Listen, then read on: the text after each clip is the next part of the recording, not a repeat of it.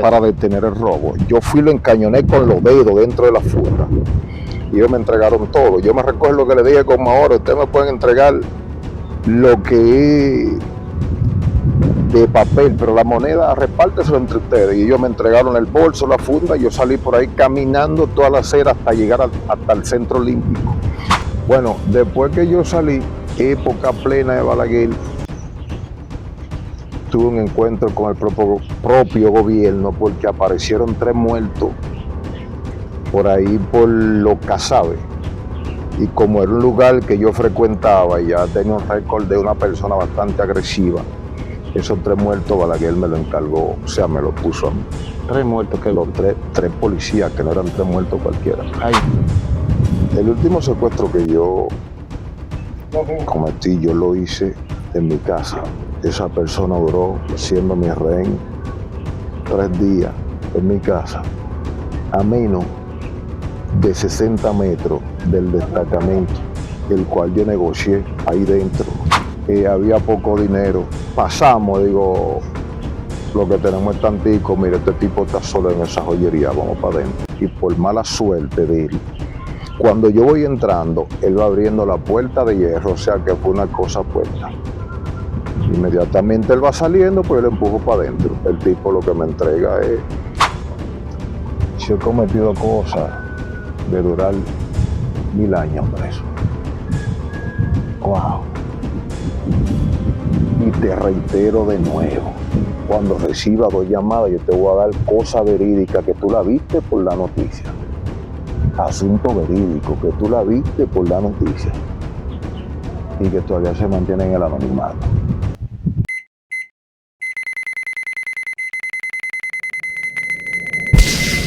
Vivo para contarlo TV. Saludos YouTube de aquí y de allá. Sean todos bienvenidos a este prestigioso canal de Vivo para Contarlo TV.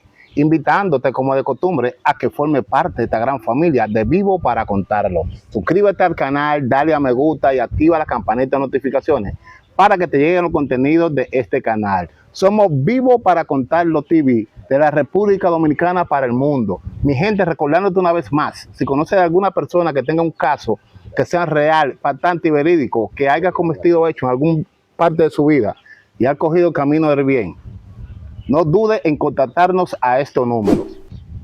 En el día de hoy, mi gente, nos encontramos en Yamasá. Nos encontramos con un personaje que de muy temprana edad comenzó a delinquir, pero gracias a Dios, está en el camino del bien. Sin más preámbulo, nos encontramos con el varón Víctor Pérez. ¿Cómo está, caballero? Dios te bendiga, más que un gusto, un placer poder dedicarle estos minutos a las personas, o sea, tus suscriptores que yo sé que te siguen.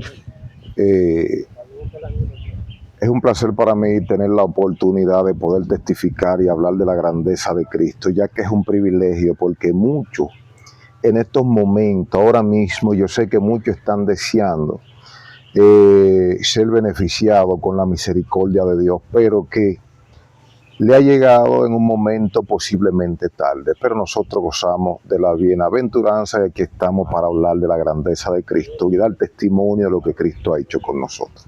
Amén. Varón, antes de comenzar con dicha entrevista, vamos a darle una pequeña oración para esos youtubers que nos están viendo ahora mismo. Amén, aleluya. Señor, en el nombre poderoso de Jesús, en esta hora te adoramos. Te bendecimos, glorificamos tu nombre. Sabemos que tú eres Rey de Reyes y Señor de Señores. Padre, mira el diálogo que vamos a tener en esta hora. Permite en el nombre de Jesús que sea de edificación para cada persona que esté escuchando este testimonio. Y que esta vivencia, Señor, no sea para un halago personal, sino para que el mundo se entere de que Cristo salva y que puede cambiar nuestra forma de pensar y nuestra forma de padecer. Gracias, Señor, en el nombre poderoso de Jesús. Amén. Y amén. Líder, vamos a comenzar con la pregunta de plataforma. ¿Quién es Víctor Pérez? ¿Dónde nace? ¿Cómo se cría? ¿Cómo fueron sus crianzas con sus padres? Si se crió en un hogar de paz, de tormento, o cogió los caminos por juntiña. Amén. Antes de todo, permíteme desearte que la bendición de Dios te colme. Víctor Pérez es una persona que nace en la 40 de Cristo Rey. Un barrio que en determinado momento tuvo bastante sonido, no muy bueno, pero que ya, como bien decía en la oración, pues Dios, Jesucristo, obró en nuestra vida y permitió que hasta hoy estuviésemos aquí. Yo nací en la 40 de Cristo Rey en los años 60, pero que con el desarrollo negativo que esos años arrojó, pues nos fuimos induciendo en cosas que no eran de buen visto por el Señor. Yo nací en Cristo Rey, uno siempre tiene alguien a quien seguir. Yo nací en Cristo Rey y en la época donde yo nazco, pues ya habían personas que habían sido delincuentes y que uno, a pesar de tener buena crianza, porque a veces uno escoge camino negativo y no es porque sus padres no lo educaron, sino por situaciones. Básicamente nosotros que venimos de hogares que nuestros padres no viven con nuestra madre, o sea que somos criados por padrastro o por madrastra, tendemos en determinado momento a tener lo que es una decadencia en nuestra vida. Ahora están los psicólogos, pues que nos pueden ayudar en eso, pero te estoy hablando de una época en que eso no abundaba.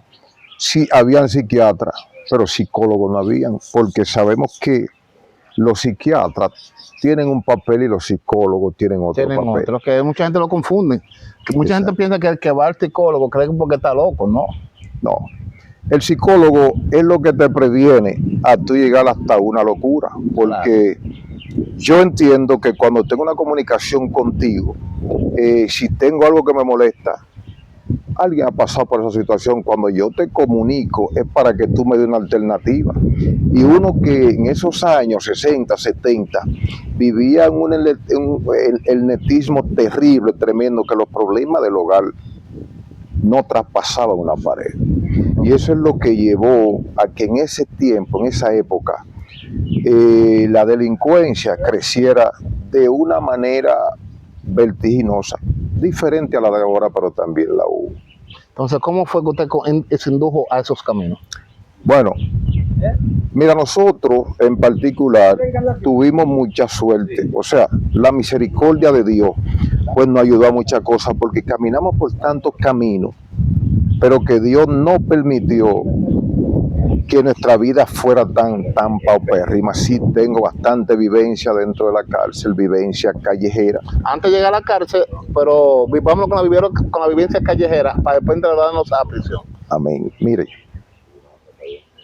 yo le hablaba con anterioridad sobre lo que era criarse con un padrastro, que a veces la precariedad llevaba al padrastro a dedicarse más a sus hijos que había procreado con nuestra madre, que poner cierta atención entre nosotros. Yo a temprana edad tuve que dedicarme a algunas cosas en la calle. Cuando hablamos de delincuencia, en ese entonces no había una delincuencia organizada como ahora. Las cosas eran distintas, porque ahora vemos que cualquiera en la calle tiene un arma de fuego, pero cuando eso tú tenías que abrirte paso a nivel de hombría y con un cuchillo. Pues la vida nos llevó a caminar por senderos bastante oscuros, tales como atraco, en determinado momento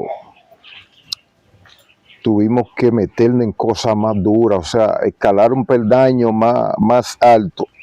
La gente que es de Cristo Rey, de la zona donde yo he vivido, me conoce y sabe que verdaderamente si yo estoy aquí testificando y hablando de la cosa de Dios, pues porque saben que Cristo realmente ha hecho un cambio en mi vida.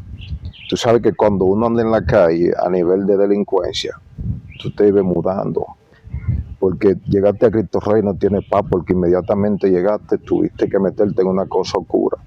Llegaste a Santiago, llegaste a San Pedro, o sea, donde quiera que tú llegues, pues tú te va a sustentar de lo que tú sabes. Y así sucesivamente. Nosotros caminamos por lo que fue... ¿Tu primer robo? Bueno, mi primer robo fue algo mágico, porque mi primer robo fue en una plaza pública, que me voy a atrever a mencionar el nombre porque ya esas son cosas que pasaron y yo entiendo que ya la justicia sopesó eso. Mi primer robo fue en una plaza de Codetel que hay en la 27 de febrero con Abraham Lincoln. Lo primero que creó Codetel como oficina. Y yo me recuerdo que perpetré ahí un domingo con una funda puesta en la mano, que en la funda yo no llevaba nada.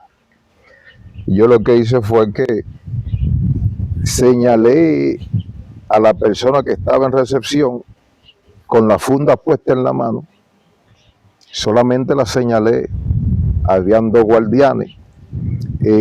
No sé, pero los guardianes no hicieron nada para detener el robo. Yo fui y lo encañoné con los dedos dentro de la funda y ellos me entregaron todo. Yo me recuerdo lo que le dije como ahora: ustedes me pueden entregar lo que es de papel, pero la moneda repárteselo entre ustedes. Y ellos me entregaron el bolso, la funda, y yo salí por ahí caminando toda la acera hasta llegar hasta el Centro Olímpico. ¿Qué edad tenía para ese entonces? Bueno, para ese entonces yo tenía unos 17, 18 años. Sí. ¿Siguió caminando? Seguí caminando normal.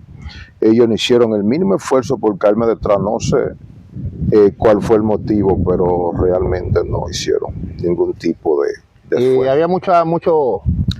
Bueno, en ese entonces, estamos hablando de los años 80, por ahí, en ese entonces, cuando usted tenía 30 o 40 mil pesos, tenía una buena cosita. Pero que luego nosotros le fuimos tomando... ¿Usted lo hizo solo ese trabajo? Sí, yo lo hice con una persona que me servía de volanta, pero la persona vio el riesgo del trabajo. Cuando yo le digo, fulano, tiene que esperarme afuera, ¿te acompaño? Digo, no, yo necesito compañero, yo me voy a meter solo. Pues yo entro, pero cuando salgo ya la persona no está, porque al ver los 2 guardianes y ver el riesgo y el peligro que era, pues la persona me dejó botado, que yo se lo agradecí en ese momento porque vamos a tener que repartir el botín. Sí. Pues yo lo que hice fue que salí caminando. Y cuando usted llegó allá y lo vio, ¿qué le dijo? No, pero ríete ahora. Cuando yo llego al barrio, a Cristo Rey, a la 40, yo sé que esa persona me va a ver y también se va a reír igual que usted. Cuando yo llego a la 40, yo encuentro a esa persona sentada frente a una farmacia. Cuando él me ve, abre los ojos y dice, estoy esperando, tienes que darte lo mío. Digo, no, yo te voy a dar una funda para que tú también te metas donde tú quieras, porque de eso tú no puedes tener un peso, tú me dejaste botado por ahí. Y yo pude llegar. Te digo que fue una cosa, tú sabes que cuando tú empiezas en los caminos delictivos, Satanás te pone la cosa fácil. Me la puso terriblemente. Me imagino que usted le cogió el gusto ahí, cogió el otro. Fue fácil, te digo, fue fácil. De ahí yo me convertí, ese era mi trabajo. Porque yo me recuerdo que estaba Turintel, que era una oficina donde usted iba, llamaba y pagaba de una vez. Estaba Turintel y algunas compañías más de teléfono que eran para llamadas para el extranjero, porque cuando eso no había celulares y cosas. No iba a una cabina. Amén. Pues yo seguí esa cadena hasta que un buen día, yo en consumo, ahí en la Obando, pues perpetré ese tipo de acto y lo hice chévere. Pero cuando venía caminando tenía una multitud detrás. Una multitud de los que aparecen en los barrios, que salen a buscar quien tiene el botín, pero no para regresarlo, sino para repartirlo entre ellos. Y ahí me recuerdo que yo astutamente me metí a la iglesia de Lomite Narón, que está en La Moca, ahí en La Moca con 38 en Villa Agrícola. Y ahí sí me cogieron. Y ahí empezó entonces lo que ¿Cómo fue. la agarraron? ¿Cómo fue ese? ¿Cómo la agarraron? ¿Cómo te entró, prometió el robo, o la agarraron, o no le llegó nada de tiempo? No, yo perpetré el asalto, normal. Pero cogí medio a medio a la calle, eran como las 11 de la mañana. No cogí a hacer así. Solo, solo, ya era solo, porque yo entendí que ya solo la cosa me salía bien, pues empecé a hacerlo solo. Y venía medio a medio a la calle, pero en una, miré, cuando miré, de repuesto bando salieron todos los tipos que arreglan motor y cosas así, pero ellos no salieron a recuperar el botín para regresarlo para atrás, sino salieron a que yo le diera el botín para repartirlo entre ellos. Pues cuando yo lo vi que venían, apresuré los pasos y ahí en la Moca me meto a la izquierda por la bomba, me meto en la iglesia de Lomite Narón, que eso permanecía abierto las 24 horas. Yo me meto a la iglesia y cuando me meto a la iglesia, ahí la turba se para en la puerta. Ahí yo empiezo a tirarle, tú sabes, la moneda que la señora me había dado. Ellos se alejaron, pero decidí no salir. Usted sabe, por un temor al linchamiento, hasta que ahí llegó la policía y comenzó ahí mi Pero eso fue también con la funda, o ya usted tiene una arma de fuego real. no, yo no tenía ninguna arma de fuego. Todo el tiempo era con la Todo el tiempo con la funda en la mano. La funda negra, entrega, ven. Y siempre le decía lo mismo. Lo que pasa es que en ese tiempo eran pocos las armas de fuego. Exacto. Siempre a lo mismo. Yo le pedía las papeletas. Yo le pedía la papeleta, le decía, lo que esté en menudo son tuyos, dame la papeleta. Y así perpetré muchísimos asaltos en toda esa compañía, básicamente, de teléfono. O sea, prácticamente usted fue al atraco, fue de compañía, no fue gente que iban caminando con una cartera. No. Era la compañía. De compañía. Y ahí comenzó entonces mi periplo por la cárcel. Ok, cuando agarró ahí, ¿dónde lo trasladaron? Bueno, ahí me llevaron a Villa Agrícola. Me llevaron a Villa Agrícola. De Villa Agrícola entonces me bajaron para el Palacio. Y ahí comenzó mi periplo por la cárcel. Y mira, a veces yo veo contenido que se hacen. La gente solamente nos basamos en la historia en la cárcel de Dani 45. Pero antes de Dani 45, que fue a la Victoria, mis contemporáneos saben que existió algo que le llamaban la preventiva, que estaba en el ensanche La Fe. Dani 45 es un personaje que comienza a crearse en la preventiva. O sea, como le dicen, ese mundo comenzó fue en la preventiva. Comenzó a salir de ahí. Básicamente, ¿por qué? Por los abusos. Y yo he visto muchos entrevistados que en determinado momento hemos sido carceleros juntos, que resaltan cosas que para mí no son reales, porque son cosas que yo también la viví. Y sabe que no fueron así. No, cosas que no fueron así. Yo hacía mucho que quería hacer un programa, tú sabes, de contenido, pero a nivel de panel, porque es muy fácil yo darte una declaración aquí sin tener a alguien opuesto a mi opinión, claro. Porque aquí yo estoy siendo ¿qué? Yo estoy siendo juez y parte. Aquí hay que creer lo que yo diga. Pero cuando yo tengo a Moreno 30, cuando yo tengo a Luis Quitateni, cuando tengo a Calimán, cuando tengo a Quilito, podemos hacer una tertulia. ¿Usted convivió con todo ello? Bueno, yo, gracias a Dios, pude convivir con todas esas leyendas, lo cual yo creo que nosotros como evangélicos, como cristianos evangélicos, a veces resaltamos cosas que afectan nuestros deberes como cristianos, pero la Biblia dice que hay que dar honra al que honra merece, ríe con el que ríe y llora con el que llora, que es así. Pero hay declaraciones que se dan, que yo le he oído, le he escuchado, que sé que no se corresponden a la realidad. Entonces, ¿cómo fue su vivencia dentro de prisión?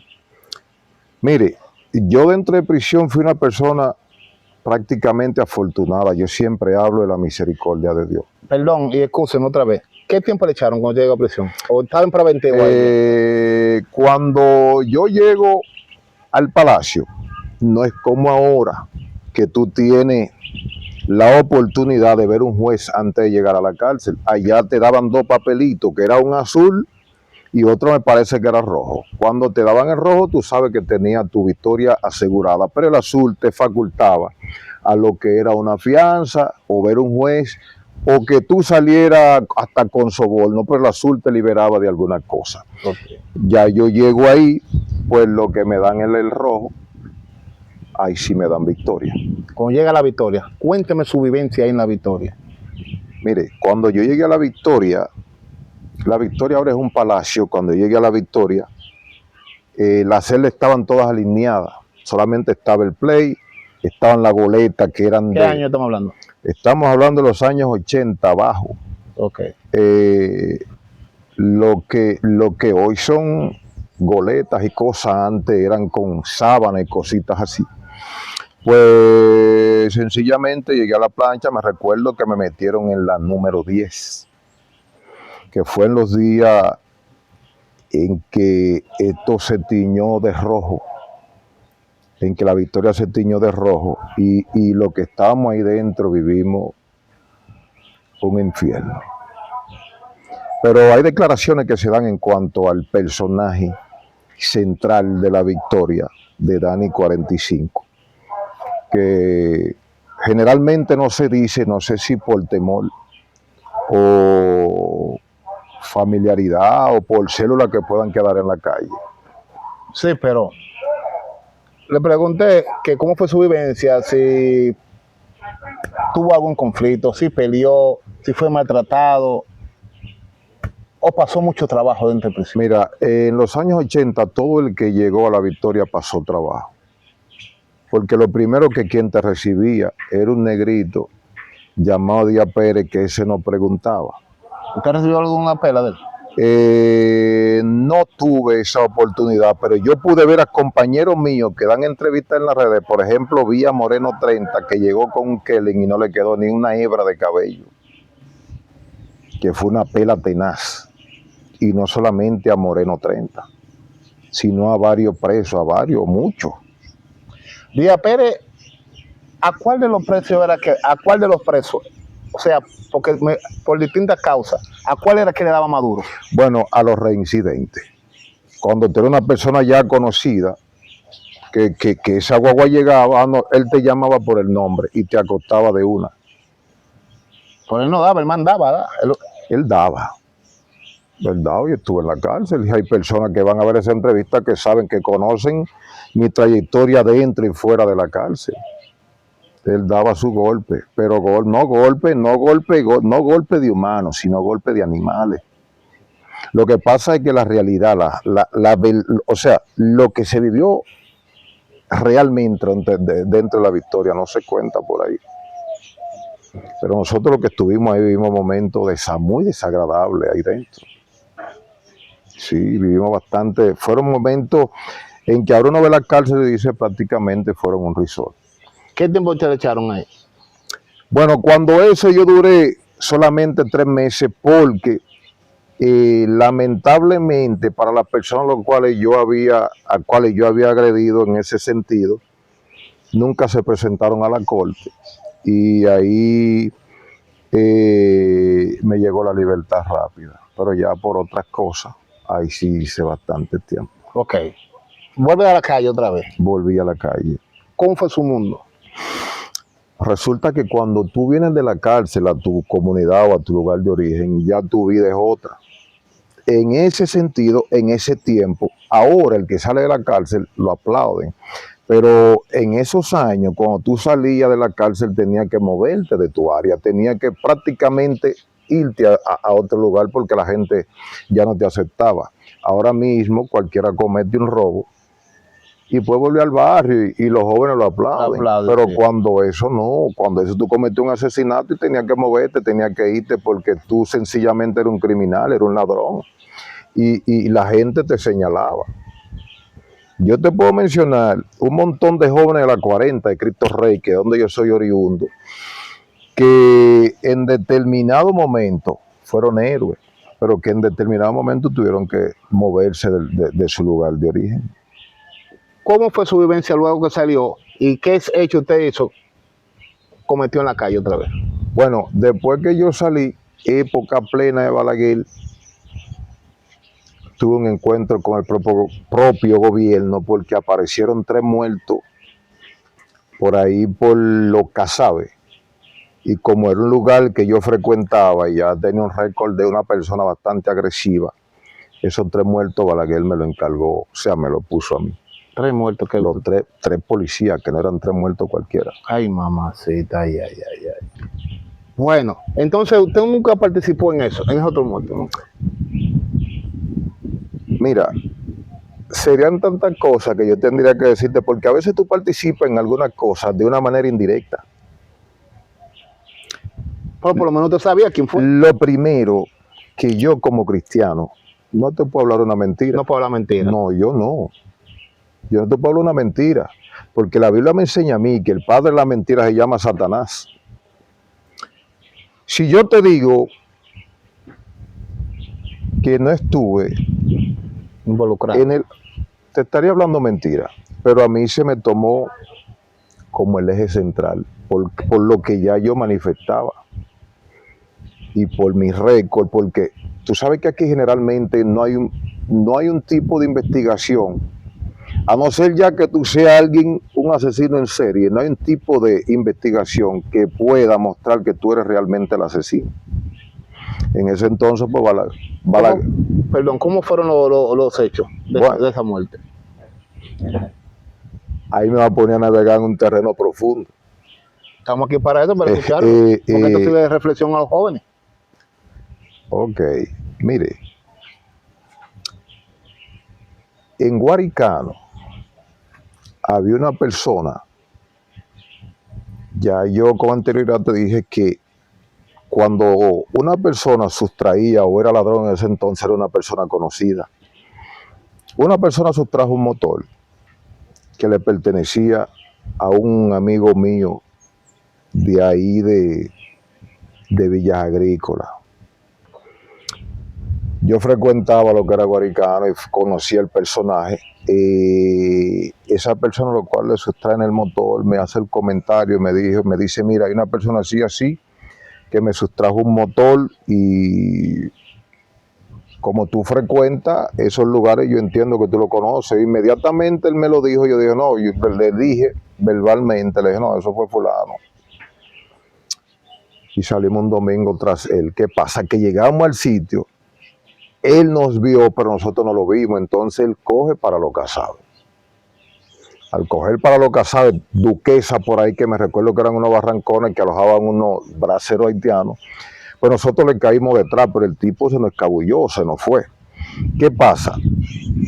Que a nuestro regreso, ya 7, 8 de la noche, pues de camino, a regreso ya para Guaricano, para Lo Claro, Guaricano ella me iba, pues entonces el grupo que venía se topetó con esa patrulla de policía, pero que ya los policías estaban en alerta de que nosotros andábamos en la zona. Y lo que se armó por ahí ya tú sabes.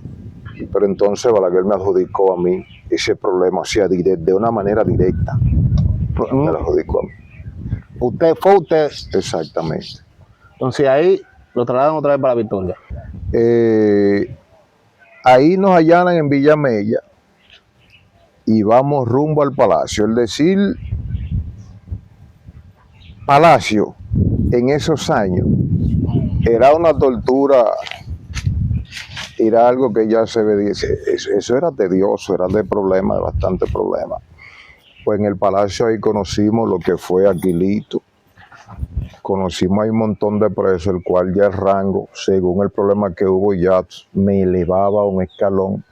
Y cuando yo llego a la cárcel, pues siempre surgen comentarios antes de tu llegada, porque los propios policías de servicio iban a la vez, mira, por ahí viene fulano, así, es el que se dice que hizo esto y aquello.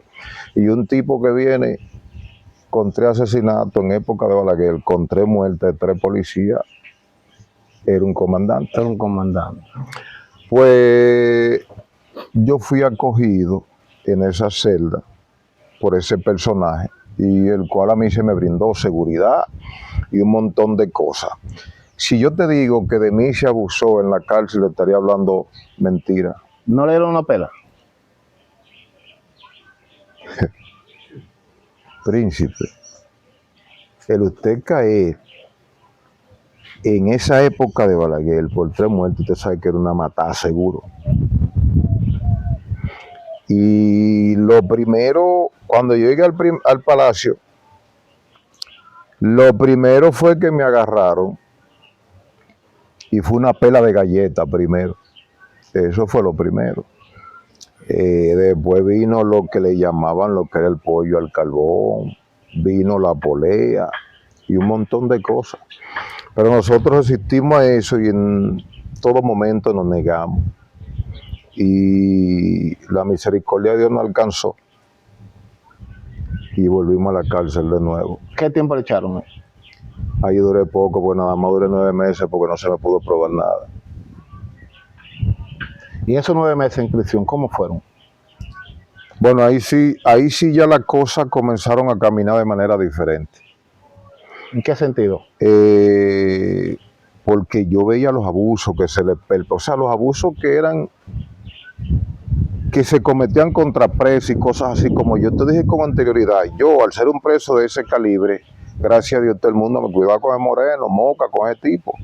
Ahí yo conozco a lo que es Guitateni, o sea, ya mi qué sé yo, de un tipo, tú sabes, de calle, ya había crecido. Entonces ya cuando tú eres un tipo de esa magnitud, lo primero es que cuando tú estás recluido en una cárcel de esa, por asunto de asesinato a militares, tú sabes que tú tienes que mantenerte en un área acordonada, donde tú, o sea, ya tú no pasas a ser un preso común. Tú mismo tienes que aprenderte a cuidar. Y yo le doy gracias a mi papá, que en ese tiempo, pues, pagó cierto soborno para que mi estadía no fuera tan mal dentro de la ¿No tuvo problema allá en tu prisión? Yo nunca tuve problema en prisión. ¿De pelea con otro preso? No, porque hay un problema con nosotros, con el ser humano. En todas las áreas donde tú camines, tú tienes que caminar con respeto. ¿Tú sabes por qué aquí el delincuente dominicano la pasa amarga? Porque no se especializa en ningún área. Los presos de Venezuela, los que están allá en El Dorado, por donde yo pasé, son criminales que antes de arrebatar una cadena o cometer un acto, primero consultan con un abogado a ver la pena que le conlleva. ¿Acercarse a los delincuentes ya? En su mayoría. Usted tiene un cuerpo de asesores, usted es abogado, usted tiene que especializarse. ¿Me entiende? Cuando hay actos que aquí se cometen, que las personas cogen cárcel, y es porque no sabe a lo que le conlleva. Pero cuando tú estás claro de lo que tú estás haciendo, tú sabes lo que te puede llevar a la cárcel y lo que no te lleva a la cárcel. Por ejemplo, hay cositas sencillas que tú cometes, que por eso tú puedes coger 10 años de cárcel. Y yo he sido posiblemente una de las personas que haya pasado por la cárcel que Dios ha tenido más misericordia. En el sentido de que yo en este país, son temas, tú sabes, muy profundos. Yo en este país he cometido todo tipo de actos y la misericordia de Dios a mí me ha alcanzado, tales como asesinato, secuestro y un montón de cosas. Mire. ¿Secuestro que usted ha cometido? No tiene que decir el nombre. Aleluya. El último secuestro que yo cometí, yo lo hice en mi casa. Esa persona duró siendo mi rehén 3 días en mi casa, a menos de 60 metros del destacamento, el cual yo negocié ahí dentro. Y o sea, eso no fue por una venganza, sino fue por secuestro monetario.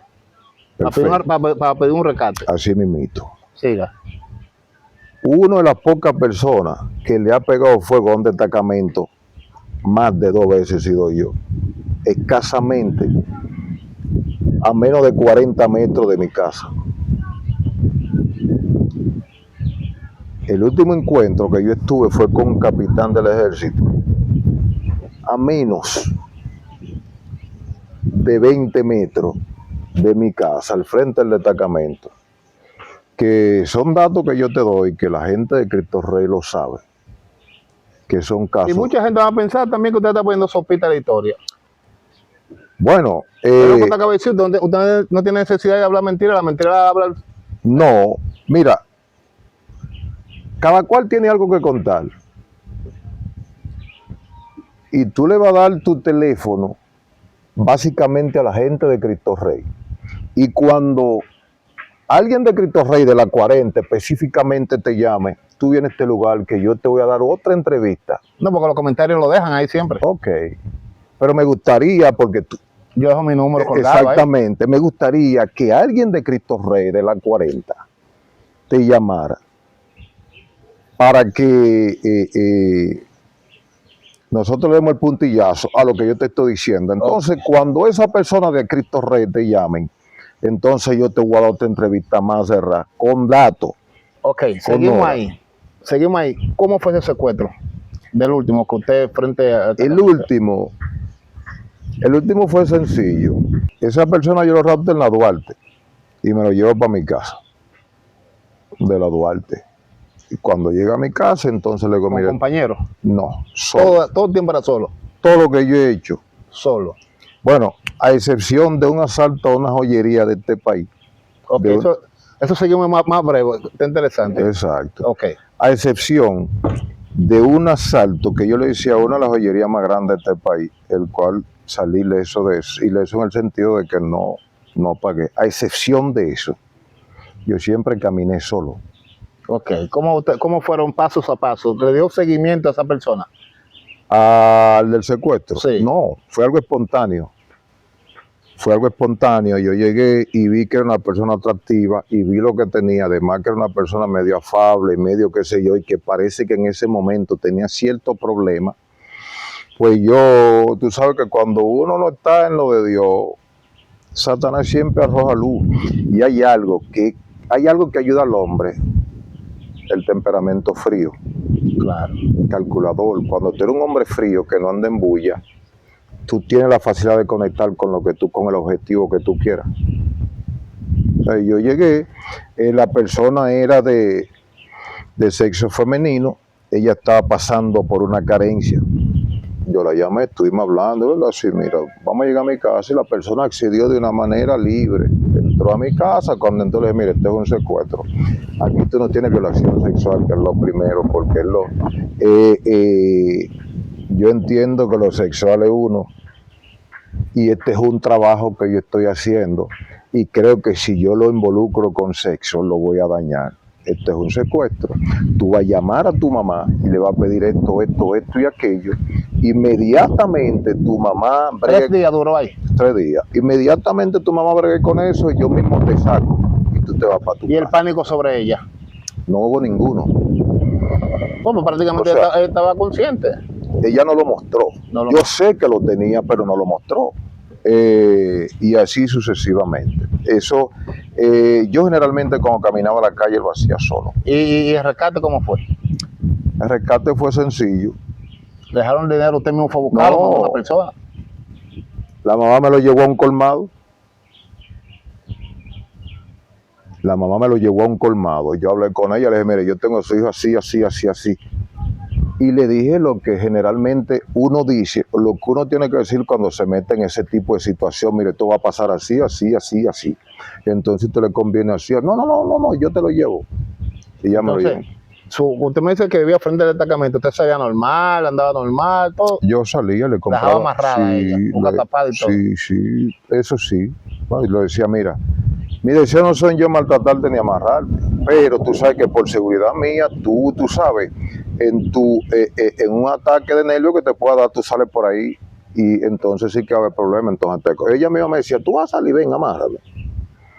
La persona que era. Y eso fue escaso, lo que te decían, 40 o 20 metros del destacamento. ¿Le pagaron buena suma de dinero? No fue tan buena, pero para mí, que no lo trabajé en ese entonces, sí Pero fueron bueno. buenas, sí, eso es así. Ok, ¿cómo fue ese robo de la joyería? Bueno, el robo de la joyería, Usted dice que fue con varias personas ahí ya, no con uno, uno más. con uno. Yo vuelvo y le digo, lo que yo hice en la calle siempre lo hice solo, porque yo entendí y sé que una declaración que yo te dé a ti es la mía. Ya yo no tengo a nadie que dé una declaración diferente. Ok. Yo camino solo. No, yo pasé frente a esa joyería. Pasé con alguien en una pasola que frecuentábamos algunos clubes nocturnos y en ese entonces había poco dinero. Pasamos, digo, lo que tenemos es tantico, mire, este tipo está solo en esa joyería, vamos para adentro. Y por mala suerte de él, cuando yo voy entrando, él va abriendo la puerta de hierro, o sea que fue una cosa puesta. Inmediatamente él va saliendo, pues yo le empujo para adentro. El tipo lo que me entrega es una funda de prenda, De oro. entre oro y plata, pero había más oro que plata. O sea que fue algo prácticamente frío. Frío, como dice. Fue tan frío que luego yo me encontré con esa persona y él lo que hizo fue que bajó la cabeza. Él supo que fue usted. Sí. Nos encontramos en una oficina donde no sé qué él buscaba en bienes nacionales. Yo no me impacté cuando lo vi, porque yo Al tiempo. eran como un mes y medio. E incluso hasta la prensa estuvo envuelta en ese asalto. Y yo lo vi, digo, este es mi hombre, yo voy con mi frente en alto y le voy a mirar la cara. Y me fui mirándolo y él lo que hizo fue que bajó la cabeza. ¿Qué usted deduce por qué bajó la cabeza? ¿Por temor? Yo digo temor. Además, él sabía que habían células y que posiblemente Volviera por ahí. una supuesta denuncia mía le iba a traer otra causa, porque nadie anda asaltando por asaltar. Ahora, le estoy hablando de personas que tienen una mente fría para trabajar. ¿Usted me entiende? Yo le decía ahorita que hay personas que antes de meterse en un delito, primero lo consultan a ver qué puede pasar con... Si yo me meto aquí, ¿qué puede pasar con esto? Y es lo que yo todo el tiempo he hecho, fulano, mira, me voy a meter en esto. Le creo, porque yo conozco una persona que a él le pueden dejar lo que es ahí, él no le pone la mano. Ahora, si es él que planifica su atentado, puede batir un tanque de guerra y él se lo lleva, porque ya él sabe por dónde va a doblar, porque ya lo analizó. Pero cuando se lo ponen fácil, ni lo mira. No, y vuelvo y te digo, mira, cuando tú recibas 2 llamadas, una de Cristo Rey, yo te voy a dar entrevista de mayor peso, pero no lo voy a hacer para vanagloriarme, sino para que aquellos que estén viendo esta entrevista entiendan que Cristo cambia el hombre. Hoy en día, tú me puedes poner a mí el botín que tú quieras, la cantidad de dinero que tú quieras, y yo no lo voy a tomar. Porque en determinado momento el amor al dinero se pierde. Cuando tú tienes tu mirada en Cristo, todo eso se va al piso. Pues yo me mantuve noche gastando de 100,000 pesos. Noche, como pobre, voy a gastar 100,000, voy a gastar 50. Que eso no lo hace pobre. Pero llega un momento en que Cristo entra a tu vida y que ya eso tú no le encuentras sentido. Porque yo voy a hacer hoy lo que hice anoche. Ya. En esos intentos que usted hizo de robo en la calle, ¿nunca se vio el molde de la muerte? Varias veces. Y no solamente eso, muchas cosas más. Mira, cuando tú vas a saltar, o cuando, por no ponerte a ti de ejemplo, cuando alguien va a saltar, el primer problema que tiene es que él está vivo cuando regrese a su casa. Porque yo voy a saltar, me voy a meter a esa casa, pero no sé qué me está viendo, yo sé que voy para adentro y no estoy viendo lo que hay dentro. Lo que hay adentro. ¿Me entiendes? Cuando vine a ver, yo creo que me la van a poner huevita ahí adentro y me están esperando, tú sabes, los cañones. Y así sucesivamente. cada vez que tú vas a cometer un acto, estás a borde de la muerte. Un día que usted diga, hasta aquí llegué, que se vio ya, ahí mimito ya, dijo, bueno, ya de esta no salgo.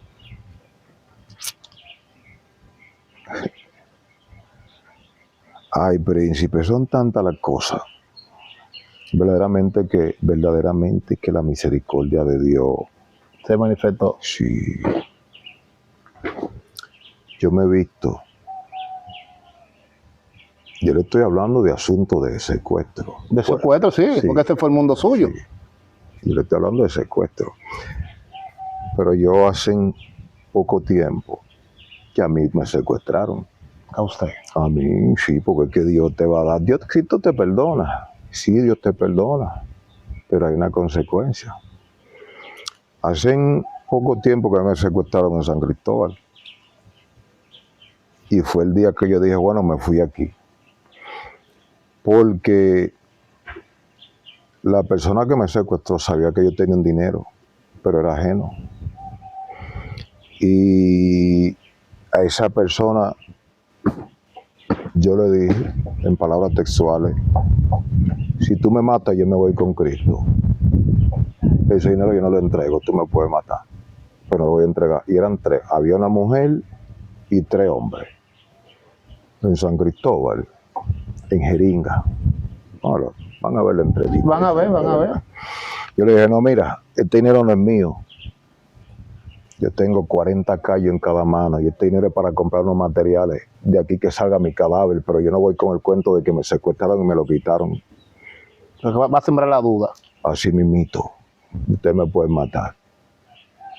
Pero cometieron el error de uno, tú sabes, con la experiencia que ya... Porque a veces Dios permite que tú camines en cierto camino para que tú adquieras, tú sabes.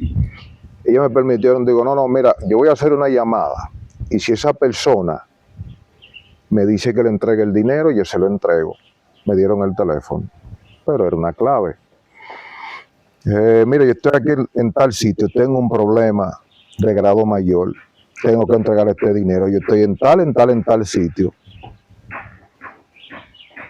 Y a menos de 30 minutos, esa persona se apareció allá al lugar donde yo estaba. Porque ellos cometieron el error de darme el teléfono. Y así, pero fue un día en que yo pensé que ya me iba. Porque habían pistolas, habían machetes, habían hasta tenedores. ¿Y cómo fue el desenlace final? ¿Tuvieron que darle dinero? No. Porque yo soy cristiano. La Biblia a mí me enseña a no pagar mal por mal. Yo todavía le puedo poner una denuncia. Pero fue un camino que yo caminé. Yo entiendo que hice daño. Claro. Y no una, varias veces. Varias veces. Y daño profundo. Yo te reitero. Cuando tú recibas 2 llamadas de Cristo Rey, yo te doy entrevista más profunda. Ok. Ellos van a llamar y me van a decir en los comentarios, no vamos a ver pronto, pero quiero decirle algo. Usted que habla tanto de Cristo Rey, o me lo ha dicho mucho Cristo Rey, usted sonó mucho un Cristo Rey. Yo soy de la 40. A mí en Cristo Rey, si tú me vas buscando como Víctor Pérez, fácilmente tú no me consigas. Como Víctor Pérez no lo consigue. No, tú no lo vas a conseguir. Pero si tú te paras en Cristo Rey, en cualquier esquina, y preguntas, ¿quién es el brujo? Te van a decir. Y no, porque yo nunca practiqué brujería, sino que lo que me hacía hacer el mal, me daba el bien de entrar y el bien de salir. Yo he cometido cosas de durar 1000 años preso. Wow. Y te reitero de nuevo, cuando reciba 2 llamadas, yo te voy a dar cosa verídica que tú la viste por la noticia. Asunto verídico que tú la viste por la noticia. Y que todavía se mantiene en el anonimato. Usted la va a decir en la próxima. Sí. Pero necesito una confirmación porque tú estás entrevistando a alguien el cual te está diciendo cosas. Pero yo sé que hay varias personas de mi barrio que te van a ver y te van a llamar también. Entonces, cuando tú inmediatamente tú las recibas, entonces te llamo y te voy a aclarar cosas. Mira, yo fui fulano, yo hice esto y aquello, pero te lo doy como testimonio. Como testimonio, No te lo doy como entrevista. por egocentrismo. Cuando alguien de allá te lo van a hacer, nos vamos de pronto. Entonces, yo te voy a dar entrevistas de cosas que se dieron en la noticia. Sí, pero que todavía están en el anonimato. Eso es así. Me gusta su forma. Un hombre como de palabra, con franqueza y firmeza. Mira, yo creo en que el hombre tiene que ser serio, hasta sentado en el toilet en su casa. Tiene que ser serio. Yo tengo 10 hijos y yo espero que uno de ellos te llame. Yo soy el que soy. Yo dije, yo soy cristiano. Y el cristiano se basa en la realidad, en verdades.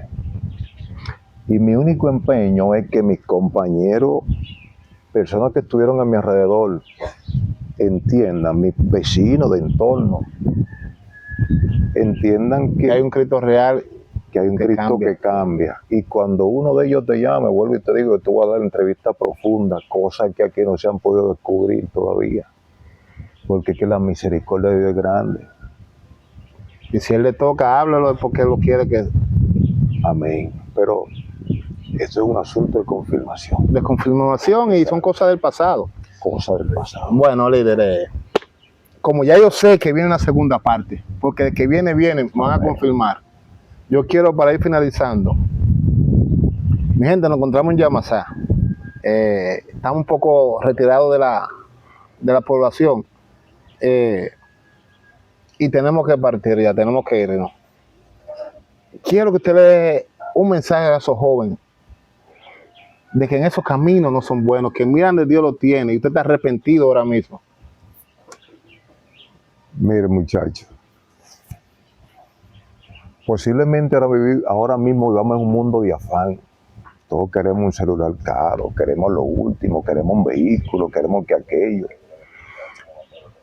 Queremos tener un viaje a España, Estados Unidos, donde usted lo quiera. Pero permítame decirle algo.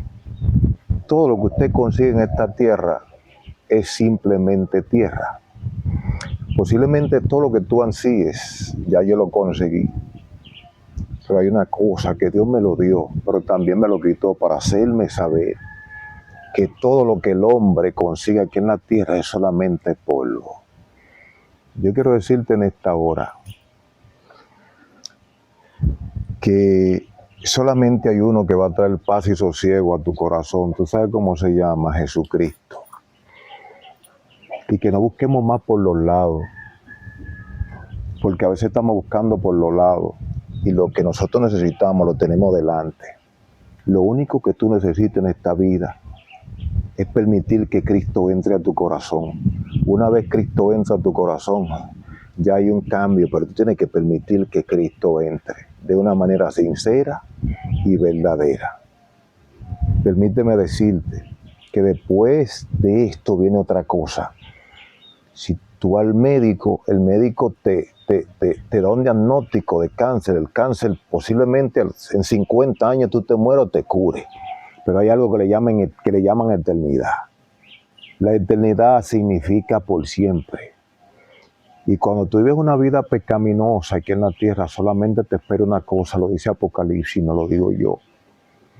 La Biblia me enseña a mí que todo aquel que no se encontró inscrito en el libro de la vida fue arrojado al lago de fuego. Trata de procurar tu salvación en Cristo. Y la eternidad significa por siempre. Tú puedes ser rico como yo lo he sido por instante, por momentico. Lo que Satanás te dio te lo va a quitar, pero si Dios te lo dio te va a permanecer por siempre y para siempre. He hecho este contenido principalmente para las personas que me conocen, que saben cómo yo andaba en la calle, que lo mío no fue del 6 de enero de juguete. Usted sabe que lo mío fue real. Y como lo mío fue real, lo que yo vi en el mundo, yo también te digo que Cristo es real, porque Él cambió mi vida. Y lo que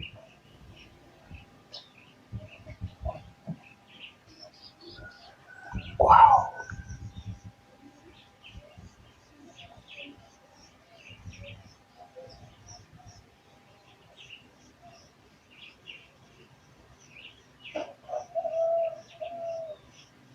Alabado sea, Señor. Bueno, mi gente, nada. Palabras todo dichas de Víctor Pérez. Viene otra entrevista más profunda, como él acaba de decir. Cuento con su llamada y gente que lo conocieron allá en Cristo Rey, en la 40, que tienen para acá y dejen su comentario. Bueno, mi gente, suscríbete al canal y dale a me gusta. Vamos allá.